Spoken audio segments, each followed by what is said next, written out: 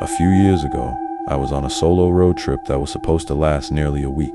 I had planned most of the route in advance, but that particular night didn't go according to plan.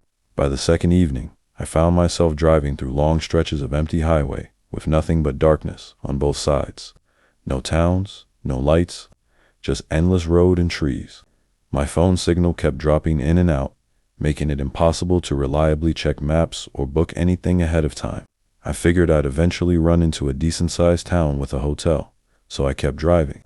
Hours passed, and instead of civilization, the road only got quieter. By the time the dashboard clock read just past 11:30 p.m., my eyes were burning with exhaustion. I finally pulled into a small roadside pull-off to rest for a moment and search for somewhere roonywhere to sleep.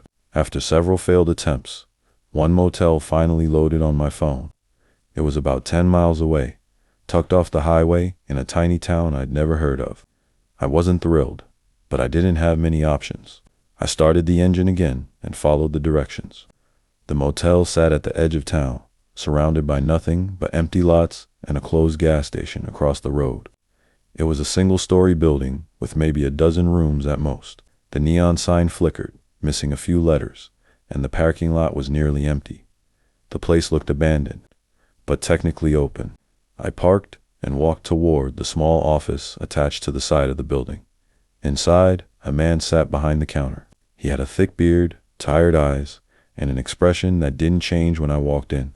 He asked what I needed without standing up. I asked for a room.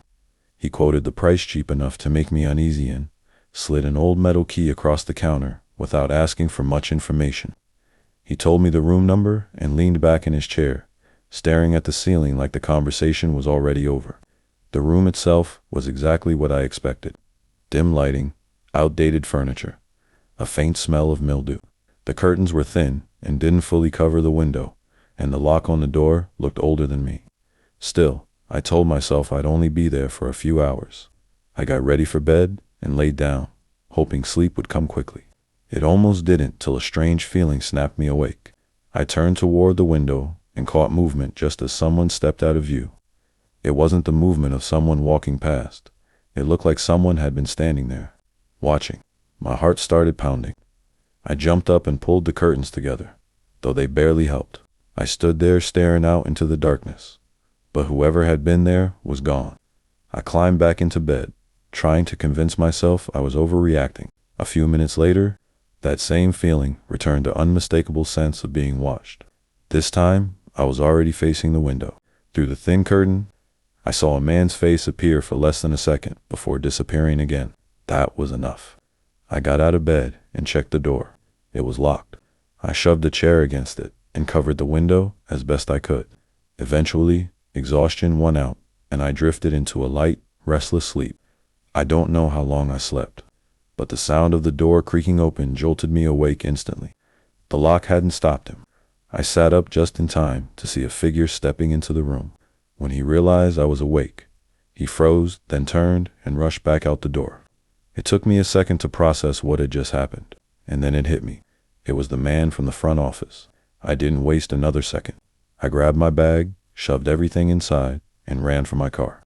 I didn't even look back. I drove straight back to the highway and pulled into another rest area, where I slept in my locked car until morning. As uncomfortable as that was, it felt far safer than that motel ever did. The next day, I tried calling the motel to report what happened. The call ended abruptly the moment I explained why I was calling. After that, I contacted the local police and gave them every detail I could remember. I don't know what happened after that. I never went back. I never looked the place up again. But I still think about how easily things could have gone wrong, and how lucky I was to wake up when I did. Some places charge cheap rates for a reason. A few years back, I had to take a short solo trip for work. I flew into Phoenix late in the afternoon, knowing I'd only be staying in the city for 2 nights. I wasn't looking for anything fancy, just a comfortable and reliable place to sleep, so I booked a mid-range hotel a little outside the downtown area. It looked clean, professional, and safe enough, exactly what I needed. After checking in at the front desk, I took the elevator up to my room. Inside, everything looked normal. A neatly made bed, a small desk, a chair by the window, a TV mounted across from the bed, and a bathroom off to the side. Nothing seemed out of place. I dropped my bag, turned on the TV for some background noise, and opened my laptop to kill time before heading out. A couple of hours later, I left the hotel to meet someone in the city. When I returned that evening, it was fully dark outside. The hotel was quiet, with only a few people passing through the lobby. I went back up to my room, unlocked the door, and stepped inside. I barely had time to set my bag down. From behind the bed, a man suddenly stood up. For a split second, my brain couldn't process what I was seeing. He was tall, bald, wearing a black sleeveless shirt and jeans, with a thick goatee. I had never seen him before. He shouldn't have been there. My heart slammed into my chest. I demanded to know who he was and why he was in my room. He didn't answer. Instead, he started walking toward me slowly, deliberately. Every instinct in my body screamed at me to move. I backed away and reached for the door, but the moment I turned, he lunged forward. I yanked the door open and bolted into the hallway. I didn't look back. I ran straight toward the lobby, my footsteps echoing against the carpeted floor. By the time I reached the front desk, I realized he wasn't chasing me anymore. Shaking, I told the hotel employee exactly what had happened. She looked horrified and immediately called the police. I stayed in the lobby, watching every entrance, half expecting to see the man appear again. The police arrived within minutes. They searched my room first. The man was gone. Then they swept the rest of the hotel hallways, stairwells, service exits, but there was no sign of him. The officers believed he'd slipped out through one of the rear exits before anyone could stop him. Eventually, they told me it was safe to return to my room. When I went back inside, I checked everything.